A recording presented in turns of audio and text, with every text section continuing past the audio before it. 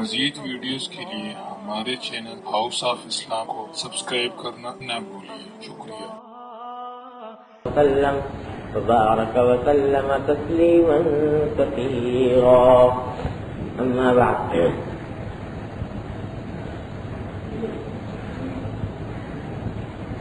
یہ ارشاد فرمایا حضرت علامہ مولانا حامی خلف اللہ صلی اللہ نے ارشاد فرمایا کہ مقتدی کو اجازت ہے کہ خواہ آنکھ کھولے ہوئے نماز پڑھے یا بند کر کے۔ اکثر صفراوی یا سوداوی قیود سے متوحش ہوتے ہیں، خصوص جبکہ اس کے ساتھ ذوق بھی منظم ہو جائے، اور ذوق مقتضی تکثیر قیود کو نہیں بلکہ مقتضی تقلیل قیود کو ہے۔ قیود سے جو اصل مقصود ہے تأثر، خود وہی کام ذوق دیتا ہے۔ اصل مسئلہ یہ ہے نماز کے بارے میں کہ نماز آنکھیں کھول کر پڑھنی چاہیے، وہی مشروع طریقہ ہے نماز کا کہ نماز جب آگے پڑھے تو آنکھیں بند نہ کرے، کھلی رکھے۔ اگرچہ فقہائے کرام نے یہ بھی فرمایا کہ اگر کسی کو اس کے بغیر خشوع حاصل نہ ہوتا ہو تو اس صورت میں آنکھ بند کر لینا بھی جائز ہے، لیکن افضل ہر حالت میں یہی ہے کہ آنکھ کھلی رکھے۔ اور اسی وجہ سے بعض بزرگوں نے یہ فرمایا کہ چونکہ سنت یہ ہے کہ حضور اکرم صلی اللہ علیہ وسلم آنکھ بند نہیں فرماتے تھے نماز میں، آنکھ کو کھلا ہوا رکھ کر نماز پڑھا کرتے تھے، لہذا اتباع سنت کی برکت آنکھ کھولنے میں ہر حالت میں، چاہے دل لگے یا نہ لگے، خشوع اس درجے کا حاصل ہو یا نہ ہو، خیالات آئیں یا نہ آئیں، ہر حالت میں اتباع سنت کا ثواب اسی میں ہے کہ آدمی آنکھ کھول کر نماز پڑھے، اگرچہ آنکھ بند کر کے پڑھنا بھی جائے، لیکن افضلیت نہیں۔ اور ایک حضرت نے مکاشفہ لکھا ہے کسی بزرگ کا کہ ان کو منکشف کی گئی ان کے اوپر ان کی نماز۔ ایک مرتبہ حالت کشف میں دیکھا کہ ایک نہایت حسین و جمیل عورت ہے، بہت حسین و جمیل، متوازن، سر سے لے کر پاؤں تک حسن و جمال کا پیکر، لیکن اندھی ہے، آنکھیں نہیں۔ پوچھا یہ کیا ہے تو فرمایا گیا کہ یہ تمہاری نماز۔ یہ اندھی کیوں؟ تو اس واسطے کہ تم نماز جب پڑھتے تھے تو آنکھیں بند کر کے پڑھا کرتے، تو اس واسطے یہ نماز بھی تمہارے لیے ایسی مجسم کی گئی۔ افضل ہر حالت میں یہی ہے کہ کھڑے آنکھیں کھول کر پڑھے نماز۔ بزرگوں نے فرمایا کہ اصل میں رنگ الگ الگ ہوتے ہیں نا، تو بزرگوں نے فرمایا کہ بھائی اصل بات تو اتباع سنت کی، نور جو اتباع سنت میں ہے وہ کسی اور کام میں نہیں ہوتا، لہذا چاہے دل لگ رہا ہے کہ نہیں لگ رہا ہے اور خشوع پیدا ہو رہا ہے کہ نہیں ہو رہا ہے، اتباع سنت کیونکہ کھلے ہو کر آنکھ کھول کر نماز پڑھنے میں، لہذا ہم تو اسی طرح پڑھیں گے چاہے دل لگے یا نہ لگے۔ تو کہتے ہیں، بلکہ وہ تو کہتے ہیں کہ ہمارے حضرت شیخ الہند قدس اللہ سے کہوں، عجیب ان بزرگوں کی باتیں ہوتی ہیں۔ حضرت شیخ الہند محمود صاحب قدس اللہ سے کہوں، وتر کے بعد کی جو رکعتیں ہیں، وتر کے بعد جو 2 رکعتیں پڑھی جاتی ہیں نا، تو حضرت بیٹھ کے پڑھا کرتے، بیٹھ کے ہمیشہ پڑھتے، کھڑے ہو کے نہیں پڑھتے۔ حالانکہ فقہائے کرام نے صاف صاف لکھا ہے کہ اگر کھڑے ہو کر پڑھے تو پورا ثواب ہے اور بیٹھ کر پڑھے تو آدھا ثواب۔ حدیث میں بھی وہی ہے کہ کھڑے بیٹھ کر پڑھنے میں ثواب آدھا ہے اور کھڑے ہو کر پڑھنے میں ثواب پورا ہے۔ اور وتر کی رکعتوں کے بارے میں بھی یہی کہا ہے کہ بیٹھ کر پڑھنا میں بھی آدھا ثواب ہے اور کھڑے ہو کر پڑھنے میں پورا ثواب ہے۔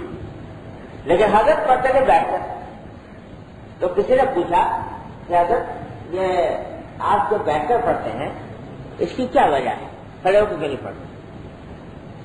تو حضرت نے فرمایا کہ اصل میں روایتوں میں کثرت کے ساتھ یہ آیا ہے کہ حضرت صلی اللہ علیہ وسلم وتر کے بعد کی رکعتیں بیٹھ کر پڑھا کرتے ہیں، تو اس واسطے میں بھی بیٹھ کر پڑھ لیتا ہوں۔ تو اس پر کس نے کہا کہ ثواب کے بارے میں کیا حکم ہے؟ فقہاء کرام نے یہ کہا کہ اگر آدھا وہ بیٹھ کر پڑھے تو آدھا ثواب ہوتا ہے، کھڑے ہو کر پڑھے تو پورا ہوتا ہے، مگر ثواب تو آتا ہی مجھے، اس لیے کہ وہ قاعدہ یہی ہے، حدیث میں حضور صلی اللہ علیہ وسلم نے یہ بیان فرمایا تو کہاں نے بیان فرمایا، تو ثواب تو آتا ہی ہے بیٹھ کر پڑھنے کا۔ جب آدھا ہے تو آپ آدھا بیٹھ کے کیوں پڑھتے ہیں، کھڑے ہو کے نہیں پڑھتے؟ تو جملہ ارشاد فرمایا کہ بھائی بات یہ ہے کہ اتباع سنت کے کام میں جی زیادہ لگے بڑے ثواب کرو، حضرت کے الفاظ کہ اتباع سنت کے کام میں جی زیادہ لگے بڑے ثواب کرو، تو مطلب یہ کہ ثواب کرو تو کسی طرح نہیں، لیکن حضور اکرم صلی اللہ علیہ وسلم نے جس طرح کیا اس طرح کرنے میں طبیعت زیادہ لگتی ہے، اس طرح کرنے میں۔ تو حضور اکرم صلی اللہ علیہ وسلم سے چونکہ بیٹھ کر پڑھنا نفلوں کا ثابت ہے وتر کے بعد کی رکعتوں کا، اس واسطے دل اس میں زیادہ لگتا ہے، ٹھیک ہے ثواب کم ملے گا، مل جاتا ہے کم ملتا، لیکن حضور اکرم صلی اللہ علیہ وسلم کی سنت کے اتباع سے۔ تو یہ مزاج ہے ہمارے بزرگوں کا کہ جس کام میں اتباع سنت ہو بس اس کو پکڑ لیں۔ تو یہ جو ہے یعنی نماز آنکھوں کو کھلا رکھ کر پڑھنا یہ ہے سنت، چاہے خشوع اس درجے کا حاصل نہ ہو لیکن پھر بھی اتباع سنت کا نور جو اس میں ہے وہ اس میں نہیں ہو، جو آنکھیں بند کر کے پڑھنا، یہ تو ہے عام قاعدہ۔ اب حضرت فرماتے ہیں کہ ایک آدمی آیا نیا نماز پڑھنی شروع کی اس نے، اب اس کے اوپر تم اگر بہت زیادہ قید شرطیں لگا دو کہ دیکھ بھائی آنکھ بند کیا کر، سیدھا کھڑا ہوا کر اور آنکھ کھول کے پڑا کر نماز، تو اس کے اوپر زیادہ قید شرطیں لگا دو گے تو وہ بھول جائے گا، اس کی طبیعت میں توحش پیدا ہو جائے گا۔ لہٰذا مبتدی یعنی جو آدمی نیا آیا ہے نکام میں لگا ہے اس کے اوپر زیادہ قید شرطیں نہیں لگانی چاہیے، اور اس کے اوپر زیادہ قید شرطیں لگا کر اس کا پابند نہیں کرنا چاہیے کہ کس طرح پڑھے نماز، کھول کے پڑھے کہ بند کر کے پڑھے۔ اس لیے فرمایا کہ مبتدی کو اجازت ہے کہ خواہ آنکھ کھولے ہوئے نماز پڑھے یا بند کر کے پڑھے۔ کیوں؟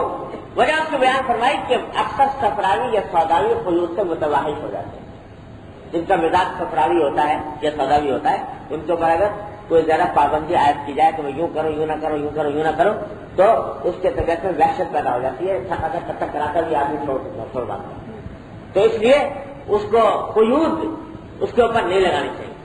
اور کہتے خاص طور سے اگر آدمی کے اندر ذوق بھی ہو، طبیعت میں کمزوری، جیسے کہ آج کل تقریباً 100% ہے، تو ایک تو مزاج ایسا اور اوپر سے ذوق، تو اس کے نتیجے میں یہ قیود جو ہوتی ہیں یہ قیود انسان کے لیے یہ پریشان کن ہو جاتی ہے، خاطر جمی برقرار نہیں رہتی۔ تو اس لیے جتنا آدمی ضعیف ہو کمزور ہو تو اس نے ہی اس کے اوپر سے قاعدے شرطیں کم کرنی چاہیے، اور ذوق کا تقاضا یہ ہے کہ قاعدے شرطیں اس کے اوپر کم کر دی جائیں، نہ یہ بڑھا دی جائیں۔ اور یہ جو قید لگانے سے جو فائدہ ہوتا، یعنی یہ کہتے ہیں کہ بھائی کھلے آنکھیں کھول کے پڑھا کر، اور آنکھیں کھول کے پڑھنے سے جو فائدہ ہوتا ہے اتباع سنت کا جو ثواب ملتا، اس کے مقابلے میں اس کی بیچارے کی کمزوری ہے، وہ کمزوری بتانے خود اللہ تبارک و تعالیٰ کے ہاں موجب اجر بن جاتی ہے، وہ تلافی کر دیتی ہے اس کی۔ اس واسطے زیادہ کنجکاؤ میں پڑھنے کی ضرورت ہے۔ شروع میں تو آدمی کو کسی طرح جیب پہ لے جاؤ تو آ تو جائے، آگے اللہ مالک حضرت مولانا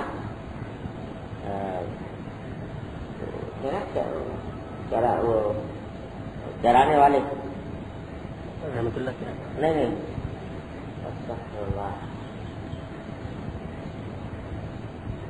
بہت مشہور جو حضرت جہاں بڑے ان کے واقعات ہیں اور ذہن سے نام اتر گیا. تو وہ ایک مرتبہ تشریف لے جا رہے تھے کہ ایک خان صاحب تھے, ان کے قریب ایک مسجد ویران پڑی ہوئی تھی. تو وہاں جا کے دیکھا ویران پڑی ہوئی ہے مسجد. لوگوں سے پوچھا کہ مسجد ویران پڑی ہے, یہ کیا قصہ ہے؟ تو لوگوں نے کہا کہ صاحب یہاں پر ایک خان صاحب رہتے ہیں, وہ خان صاحب بڑے سردار ہیں اس علاقے کے, اور پھر وہ ان کو کچھ دین سے کوئی تعلق ہے نہیں, نماز سے نہ روزے سے, پڑے رہتے ہیں اپنا, اور ہر وقت ان کے شراب کباب کا مشغلہ ہے اللہ بچائے, اور بازاری عورتیں آتی رہتی ہیں, نماز کی طرف دھیان نہیں ہے. تو ان کی وجہ سے پوری بستی خراب ہو گئی. اگر وہ آ جائے کریں نماز تو ساری بستی نہ ہو رہی. تو مولانا نے فرمایا تمہیں مجھے بتاؤ اس کے گھر کا. تو چلے گئے خان صاحب. اب جناب خان صاحب تو شرابی کبابی آدمی, اور مولانا صاحب پہنچ گئے دعوت دینے. تو اس نے جب بلایا, لیکن اللہ والے بزرگ اللہ تعالیٰ ان کے چھوٹے چھوٹے جملوں کے اندر بھی تاثیر عطا فرماتے ہیں. انہوں نے کہا بھائی خان صاحب آج تو میں یہ کہنے آیا ہوں کہ آپ تو مسلمان ہوں, اور یہاں پر یہ بس مسجد ویران پڑی ہوئی ہے, آپ اگر نماز کو چلے جایا کرو اس مسجد کے اندر تو یہاں بستی کے لوگ بھی آ جائیں گے, مسجد آپ سے آباد ہو جائے گی, اور آپ کے نام اعمال میں بڑا خزانہ جمع ہو جائے گا. تو آپ نماز پڑھ لیا کرو, نماز کو چلے جایا کرو. تو بات تو انداز سے گئی کہ طبیعت کا تو کچھ اثر ہوا خان صاحب, لیکن کہنے لگے خان صاحب کہ بھائی بات یہ ہے کہ میں نماز تو پڑھنے کو تیار ہوں, نماز پڑھ سکتا ہوں, باقی وضو مجھ سے نہیں ہوتا. تو وضو کے ساتھ نماز مجھ سے وضو کرنا میرے مقصد کام نہیں. ایک تو وضو میں مجھ سے نہیں ہوتا, دوسرا یہ شراب بھی چھوٹتی, تیسرا یہ عورتوں کا جو مشغلہ ہے یہ بھی نہیں چھوٹتا. لہذا اب ایسے میں بتاؤ میں کیا نماز پڑھوں, کیا میری نماز کیا ہوگا. تو اس واسطے وہ نہیں جاتا. اب جو مولانا پڑے چھٹپٹائے اور انہوں نے کہا کہ اچھے بتاؤ کہ نماز پڑھنے کو تیار ہو, کہ جہاں نماز پڑھے وضو نہیں ہوتا. کہا کہ اچھا بغیر وضو کے پڑھے, بغیر وضو کے پڑھ جاتا. اور یہ جو کچھ اور مشغلہ ہے وہ بھی چلتا رہا, کوئی بات نہیں, اور یہ نماز بغیر وضو کے چل جائے. بغیر وضو کے نماز کہاں میں کہہ رہا ہوں بغیر وضو کے پڑھ لیا کرو, اور لیکن چلے جایا کرو. یہاں تو کہہ اچھا اگر اتنا سستا معاملہ ہے تو اب ہم کو رسیلا نہ رہا, کوئی راستہ رہا, کہنے لگے اچھا وعدہ کرو کہ جاؤ, یہ اچھا وعدہ. یہاں وعدہ لے لیا اور باہر نکلے, اسی مسجد میں پہنچے اور دو رکعتیں پڑھی اور سجدے میں گر کے خوب ہی ہوئے. اور اللہ تعالیٰ سے دعا کی کہ اللہ میرے بس میں اتنا ہی تھا کہ اس سے یہ کہہ دیا, اب کھڑا کرنا تو اتنا میرے بس میں تھا, میں نے اس سے کہہ دیا, اب اس کو مسجد تک لانا یہ آپ کا کام, اپنے رحمت سے آپ اس کو یہ دعا کرنا. تو اللہ تعالیٰ نے ایسا فرمایا کہ جب اگلا نماز کا وقت آیا تو اس کو خان صاحب کو یاد آیا کہ میں نے وعدہ کیا نماز سے جانا چاہیے. تو اب جب جانے لگے تو خیال آیا کہ آج پہلی بار نماز کو جا رہا ہے. تو اگرچہ اس نے اجازت دی مولوی صاحب نے تو بغیر وضو کے پڑھ لینا, لیکن پہلی بار نماز کو جا رہے ہو تو اتنے دنوں سے نماز سے محروم, تو آج جا رہا آج تو کم سے کم چاہیے. تو وضو ہی نہیں غسل کر, آج پہلے دن جا رہا, پھر آگے چلے بغیر وضو پڑھتے رہے. تو پہلے ہی دن جب نکلا تو جگت میں یہ تائید پیدا ہوا اور غسل کر دیا, غسل کی خوشبو لگائی اور پاک صاف ہو کے جناب اللہ تعالیٰ نے پہنچا دیا. مسجد نماز جو پڑھی دل کی دایا پڑے, واپس آئے تو یہ شراب کباب کے جو مشغلے تھے اللہ تعالیٰ نے وہ سب ان کی نفرت دل میں پیدا کی.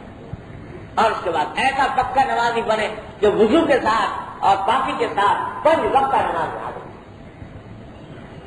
تو اب دیکھنے والا اگر کچھ دیکھے کہ صاحب بغیر وضو کی اجازت دیتی مانا نماز پڑھنے کی, اگر کوئی زاہد خشک مولوی ہو نا تو وہ کتاب میں لکھا ہوا ہے کہ بغیر وضو کے نماز پڑھنا بعض اوقات کفر تک پہنچا دیتا ہے، کافر ہو جاتا ہے بغیر وضو کے نماز پڑھنا، یہاں تک لکھا ہے۔ تو کوئی زاہد خشک مولوی خشک جو ہو وہ یہ مسئلہ پڑھ قیود ہٹا دینا، پابندیاں اور شرطیں قیدیں ہٹا دینا بعض اوقات یہ اس کو لانے کے لیے وہی ہوتا ہے۔ باقی ہر ایک کے وقت کا کام نہیں ہے کہ تم بھی شروع کرو کہ بغیر وضو کا فتویٰ دے دو نماز پڑھنے۔ یہ اللہ تبارک و تعالیٰ اللہ کے بندے ہیں جن کے قول میں جن کے فعل میں اللہ تعالیٰ تاثیر عطا کرتا ہے۔ انہوں نے جہاں یہ بات کہی وہاں پر آ کر کے سجدہ کیا اور اس طرح رو کر اللہ تبارک و تعالیٰ سے دعائیں مانگی کہ اللہ یہاں سے تمہیں لے آیا، آگے آپ کے قبضے میں ہے۔ تو وہ زبان وہ تاثیر کہاں سے لائے؟ بہرحال یہ وہ لوگ ہوتے ہیں جن کو اللہ تبارک و تعالیٰ فہم اور بصیرت بھی عطا فرماتے ہیں، جن کو درد اور سوز بھی عطا فرماتے ہیں، تو ان کو یہ حق ہے کہنے کا۔ اسی واسطے کہا ہے وہ جو حافظ کا مشہور شعر ہے کہ بمیں سجادہ رنگی کن گرد پیرے مقام گویا، بمیں سجادہ رنگی کن گرد پیرے مقام گویا کہ سالک بے خبر دبت ذرا ہو رسم دے۔ لوگ اعتراض کرتے ہیں کہ صاحب مسلح کو شراب سے رنگ دو، یہ کیسے رنگ دو؟ لیکن در حقیقت وہ یہ اسی قسم کے مواقع کے اوپر اس کے بارے میں کہا گیا۔ تو بہرحال کہنا یہ تھا کہ جب شروع کر رہا ہے آدمی تو اس کو زیادہ قید شرط لگانے کی ضرورت نہیں۔ کسی وقت دل چاہتا ہے کہ آنکھ بند کر کے پڑھوں، چل پڑھ، آنکھ بند کر کے پڑھ، اسی میں طرح دل لگ جائے تو چل اسی طرح پڑھ، کوئی قید شرط زیادہ لگانے کی حاجت نہیں۔ اس لیے حضرت مبتدی کو اجازت ہے کہ خواہ آنکھ کھولے ہوئے نماز پڑھے یا بند کر کے۔ اکثر صفراوی یا سوداوی قیود سے متواحد ہوتے ہیں، خصوص جب کہ اس کے ساتھ ذوق بھی منظم ہو جائے، اور ذوق مقتضی تکثیر قیود کو نہیں بلکہ تقلید قیود کو ہے، اور قیود سے جو اصل مقصود ہے تعصب، وہی کام ذوق دیتا ہے، یعنی پیجن شرطیں سے لگائی جاتی ہے تاکہ ذرا طبیعت میں اثر پیدا ہو۔ تو اب جب آدمی ضعیف ہوتا ہے تو ذوق سے اللہ تعالیٰ وہ کام بنا دیتا ہے اور ذوق سے تعصب پیدا ہو جاتا ہے۔ آگے ارشاد فرمایا کہ اگر معمول سے زیادہ ذکر کو طبیعت چاہے تو کر لے، لیکن اس زائد کو لازم نہ سمجھے، اور جب بعد چندے امید دوام ہو جائے تو التزام کرے۔ فائدہ یہ ہے جو حدیث میں نبی کریم صلی اللہ علیہ وسلم نے بھی ارشاد فرمایا، اور اسی کی بنیاد پر تمام بزرگان دین کا معمول یہ رہا کہ انسان معمولات کم سے کم مقرر کرے جن کی پابندی نبھا کر سکتا ہو۔ ایک کر لے، ایک تسبیح کر لے، لیکن پابندی سے کرے، نہ یہ کہ ایک مرتبہ ایک دن تو 50 کر لی اور دوسرے دن غائب۔ تو یہ تھوڑا کرے لیکن پابندی سے کرے، یہ زیادہ ثواب ہے، زیادہ افضل ہے، زیادہ مفید ہے۔ حدیث میں ارشاد فرمایا کہ خیر العمل ما دیم علیہ وان قل، کہ بہترین عمل وہ ہے جس کی انسان پابندی کرے، چاہے وہ تھوڑا ہی کیوں نہ ہو، تھوڑا ہو لیکن پابندی سے ہو تو اس سے زیادہ فائدہ ہو۔ ایک نل میں سے قطرہ ٹپک رہا ہے، ایک قطرہ چھوٹا چھوٹا قطرہ ٹپکتا ہے، لیکن ٹپک رہا ہے مسلسل، تو کتنا ہی سخت پتھر اس کے نیچے ہو پتھر میں سوراخ کر دے، اگر ٹپکتا رہا ایک ایک قطرہ کر کے تو ایک نہ ایک وقت اس پتھر میں سوراخ کر دے گا، پابندی سے اگر ٹپکتا ہے جی۔ اور ایک بار نل کھولو پوری پریشر کے ساتھ، پورے قوت کے ساتھ نل کھولو اور کھول کر تھوڑی دیر کے وہ بہتر پھر بند کر دیا، وہاں تو بڑی زبردست طریقے سے، لیکن پتھر میں کوئی ایسا کس سے بنتا ہو، حالانکہ وہ کر رہا ہے چھوٹا سا بیچارہ اور وہ اتنا بڑا پریشر کے ساتھ دہانا جا کے اس کے اوپر گر رہا ہے، لیکن اس نے خوبصورت کر دیا، وہ نہ کر، اس واسطے کہ وہ پابندی کے ساتھ تھا تھوڑا لیکن پابندی کے ساتھ، تو وہ فائدہ پہنچا۔ اور ایک مرتبہ جوش تو بہت آ گیا اور جوش کے نتیجے میں بہت کچھ کر لیا اور معلوم ہوا کہ صاحب انگے دکھلائے، تو اس سے کچھ حاصل نہیں، اس سے فائدہ نہیں ہوگا۔ یہ تو پابندی جس عمل کی ہو سکے وہ زیادہ مفید، زیادہ کارآمد ہے، زیادہ افضل ہے، چاہے تھوڑا ہی کیوں نہ ہو۔ لہٰذا بزرگوں نے فرمایا کہ معمول انسان جب بنائے تو معمول تھوڑا بنائے تاکہ پابندی کر سکے۔ ایک تصویر پڑھ سکتے ہو، چلو ایک پڑھو، ایک کا معمول بنو۔ اور قرآن شریف کا ایک پارا نہیں پڑھ سکتے، آدھا پڑھ سکتے ہو، آدھا نہیں پاؤ پڑھ سکتے ہو، ایک رکوع کر سکتے ہو، معمول بناؤ تھوڑا کہ ایک پاؤ پڑھو، ایک رکوع کرو، تاکہ اس کی پابندی۔ یہ گنڈے دار جو حساب کتاب ہوتا ہے کہ آج کیا کل چھوڑ دیا، کل چھوڑ دیا، پرسوں کیا پرسوں چھوڑ دیا، یہ اس سے کچھ اس سے فوائد حاصل نہیں۔ حضرت علی رضی اللہ عنہ فرماتے ہیں کہ قلیل تدوم علیہ ارجع من کثیر مملول، تھوڑا عمل جس کو پابندی کے ساتھ کر رہے ہو وہ اللہ تبارک و تعالیٰ کیا اس کے زیادہ امید ہے بنسبت اس زیادہ عمل کے جو گنڈے دار، جسے ہمارے اردو میں گنڈے دار کہتے ہیں کہ آج کیا کل چھوڑ دیا، پرسوں کیا کل چھوڑ دیا۔ تو اصل عمل، اصل بات یہ ہے اللہ۔ لیکن بعض اوقات ایسا ہوتا ہے جب آدمی شروع کیا معمول ذکر کرنا شروع کیا، اب شروع میں طرف دل لگا، نشاط پیدا ہوا، دل چاہ اور تو اب اگر جو زیادہ کو دل چاہ رہا ہے معمول سے زیادہ کو، تو حضرت فرماتے ہیں ٹھیک ہے، بہت اچھی بات ہے، کر لو، لیکن اس کو اپنے معمول میں داخل نہ کرو، معمول میں اسی کو داخل کرو جس کی پابندی کی جا سکتی ہو۔ معمول سے زیادہ جو ہے اس کو کر لو، لیکن التزام نہ کرو معمول میں داخل۔ تو بھائی آج دل چاہ رہا ہے چلو آج کر دیں، لیکن معمول ہمارا وہی ہے جو ہم نے مقرر کیا ہوا۔ ہاں ہوتے ہوتے جب وہ بھی باقاعدہ اس کا التزام ہونے لگے، پابندی ہونے لگے، پھر بعد میں اس کو معمول میں داخل کرتے ہیں۔ تو ہمارے بزرگوں کا طریقہ عام طور سے یہ رہتا ہے کہ ایک آدمی جب کسی شیخ کی طرف جاتا ہے اور اس کو کچھ ذکر بتایا تو بتاتا ہے شیخ تو وہی ذکر کیا کرو، وہ ذکر کرتا ہے، تو بعد میں ایک کہتا ہے کہ جی مجھے اور کرائیے، اور دوسرا کرنا۔ تو نیا بتانے کے بجائے اکثر ہمارے بزرگ یہ کہتے ہیں کہ جو پرانا بتایا ہوا اسی کو دوبارہ دوہرا لیا کرو، بجائے اس کے کہ نیا بتائیں، وہ پرانا جو بتا رکھا ہے جب دل چاہے زیادہ کرنے کو اسی کو بڑھا لو۔ لا الہ الا اللہ بتا رکھا ہے، چلو اس کو 100 مرتبہ بتا رکھا ہے 200 مرتبہ بڑھ لو، تو اسی میں اضافہ کرو، تاکہ ایسا نہ ہو کہ جوش میں آ کے زیادہ تو کر دیا اور پھر سو گیا پڑھ گیا اب آئندہ۔ تو بعض لوگ ایسے ہوتے ہیں کہ ایک رات میں چاہیں گے سارا کچھ آج ہی ہو، رمضان میں خاص طور پر جوش ہوتا ہے، تو سوچتے ہیں کہ چلو آج رمضان میں اس وقت جو کچھ کرنا ہے تو کر دو، اور اس میں کر لیا، اب سارا طاقت خرچ کر دی اور سارا جوش جو ہے وہاں پر ٹھنڈا کر لیا۔ اب معلوم ہوا کہ اگلے دن سے غائب، اب وہ نمازوں کا تمام نہیں رہا کہ جائے کہ وہ نفلیں ہوتی ہیں، تہجد ہوتا، یہ طریقہ ہے۔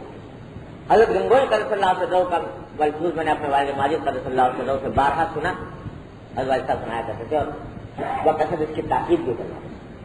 حضرت گنگوئی فرماتے ہیں کہ جب عبادت کر رہے ہو، نماز ہو، ذکر ہو، تلاوت ہو، کچھ ہو، تو جی بھرنے سے ذرا پہلے چھوڑ دو، جی بھرنے سے ذرا پہلے چھوڑ دو، یعنی بالکل انتہا تک نہ پہنچاؤ، بلکہ ایسے وقت چھوڑ دو جبکہ ابھی اور پڑھنے کی اور کرنے کی خواہش موجود ہے، ایسے وقت۔ جیسے کھانے کے اندر بھی یہ قاعدہ ہے نا، کھانے میں بھی یہی بتایا بزرگوں نے، کھانا اس وقت تک کھاؤ جب تک کہ تھوڑی سی خواہش ابھی موجود ہو، بالکل پیٹ بھر گیا، بالکل جس میں گنجائش ہی نہ رہے سانس لینے کی، تو ایسا مت کھاؤ۔ اسی طریقے سے عبادت، نفلی عبادتوں کے بارے میں، نفلی عبادت اس وقت تک کرو جب تک تھوڑی سی خواہش مزید کرنے کی باقی ہو، بہت بالکل انتہا تک نہ پہنچاؤ۔ اور حضرت اس کی مثال دیتے تھے کہ اس کی مثال ہے چکڈور۔ چکڈور دیکھی کبھی؟ چکڈور ہم پتہ نہیں، آج کل تو نظر نہیں آتی کہیں. بچے پہلے کھیلا کرتے تھے اس کو ہمارے ہاں دیوبند میں چکڈور کہتے تھے, شاید یہاں چکئی کہتے تھے. چکئی وہ ایک پہیا سا ہوتا ہے, اس کے اوپر دھاگا لپٹا ہوتا ہے, اس کو ایسے بچے وہ دور کی طرف پھینکتے ہیں. پر لٹو اور چیز ہے. ہاں وہ لٹو ہے تو وہ دھاگا اس کے اوپر بڑھا تھا. ایک اس کے اندر پہلے سے ڈوری پڑی ہوئی ہوتی ہے اور اس کو ایسے پھینکتے ہیں پھر واپس پھینکتے ہیں پھر واپس پھینکتے ہیں, یا اوپر سے نیچے یا ایسے ایسے. پہلے بہت بچے کھیلا کرتے تھے, نظر نہیں آتے. واٹر چکئی, ہاں چکئی, ہاں یہ ذرا. تو حضرت گنگوئی صلی اللہ علیہ وسلم فرماتے ہیں کہ دیکھو چکئی کا قاعدہ یہ ہے, ہمیشہ چکئی ہوتی ہے اس کے اندر دھاگا بندھا ہوتا ہے اور دھاگے اس کے اندر لپٹے ہوئے ہوتے ہیں. جب اس کو پھینکتے ہیں تو وہ دھاگا کھلتا ہے, تو سارا دھاگا اگر ایک مرتبہ کھول دیا تو وہ چکئی واپس نہیں آتی.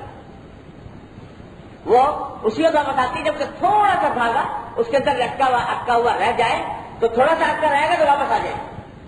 اور اگر کسی اناری نے اس کو پھینک دیا پورا اور یہاں تک کہ پورا دھاگا کھل گیا اور ذرا سے بھی اندر نہ رہا, تو اب واپس نہیں آئی, چکدور واپس نہیں آئی.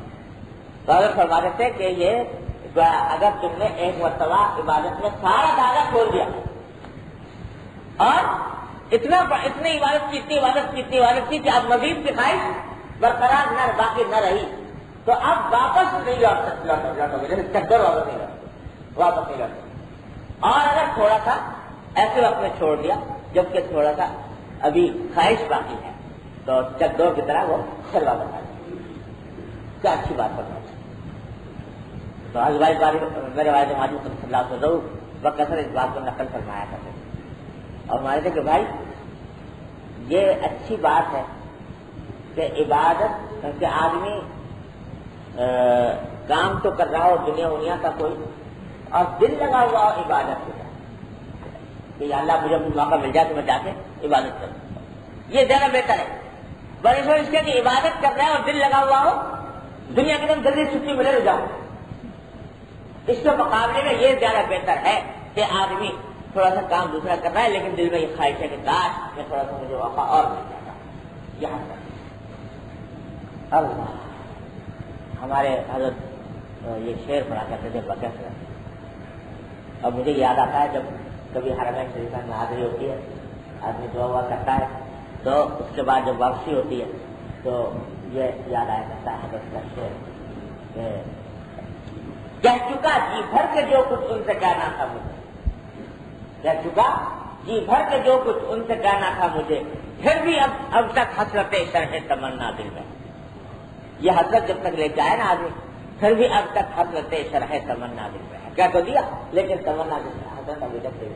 یہ حضرت فرماتے ہیں تھوڑی سی حسرت برقرار, ایک دم سے خالی نہ کر دو سارا انڈیل نہ دو ایک مرتبہ. تو اس لیے بزرگوں کے یہ جو ہے نا یہ ساری اسی لیے ضرورت ہوتی ہے شیخ کی اثر میں. وہ پتہ لگاتا ہے کہ یہ آدمی اس کو کس جگہ پر روک دینا چاہیے, کس جگہ اس کو آگے بڑھا دینا چاہیے. آدمی خود اپنے طریقے سے کرتا رہے تو بعض اوقات ہو جاتا ہے, بھول جاتا ہے.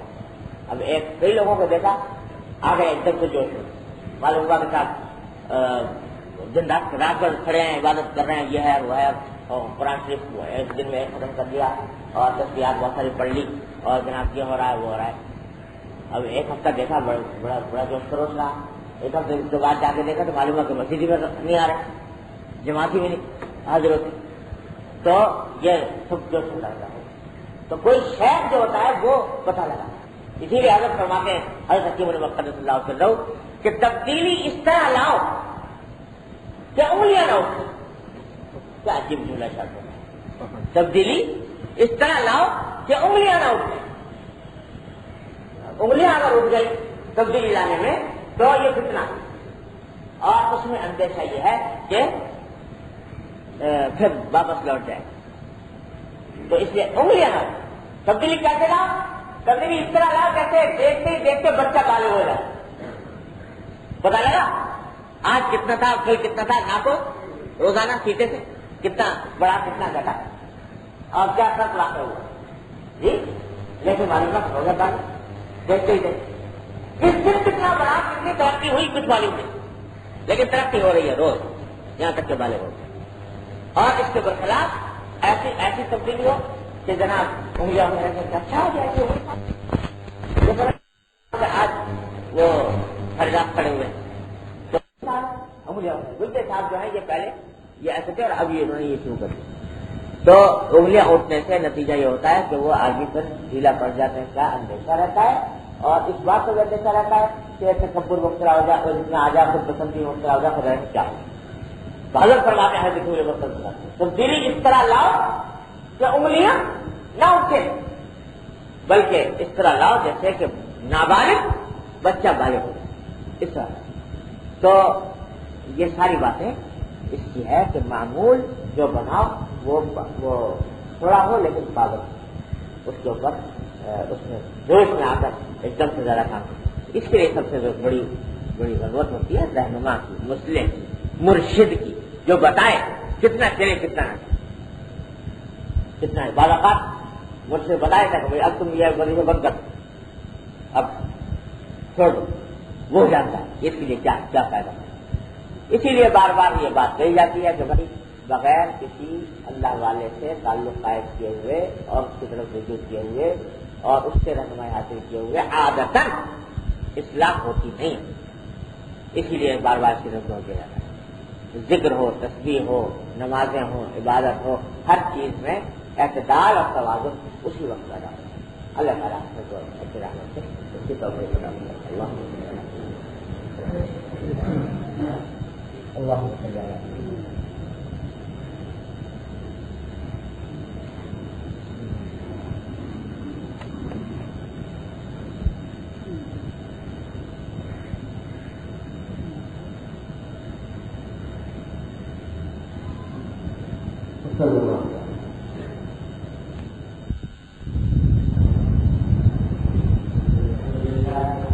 ونستعينه ونستغفره ونؤمن به ونتوكل